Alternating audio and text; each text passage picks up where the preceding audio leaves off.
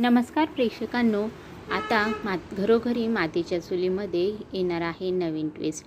इथे ऐश्वर्या सौमित्रला खूप फोन करत असते, पण त्याचा काही फोन लागत नसतो। मग सयाजीराव म्हणतात की एवढं कोणाला फोन करत आहेस। त्यावरती इथे ऐश्वर्या खूप चिडते आणि सांगते, त्या सौमित्रला कालपासून मी त्याला फोन करते, पण तो माझा फोन घेत नाही।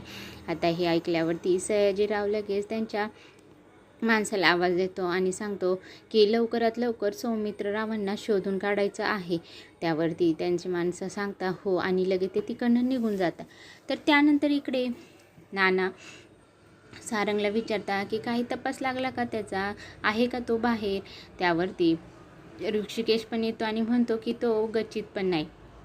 तेवढ्यात जानकी तिकडनं येते आणि ती जिना उतरतच येत असते आणि मग ती ऋषिकेशच्या बाजूला येऊन उभी राहते। तर ऋषिकेश लगेच म्हणतो, काय झालं, सापडला का, आहे का तो वरती। त्यावरती जानकी तिच्या हातात असलेला कागद ऋषिकेशच्या हातात देते आणि मग ऋषिकेश त्या कागदात जे काही लिहिलं असतं ते वाचायला लागतो।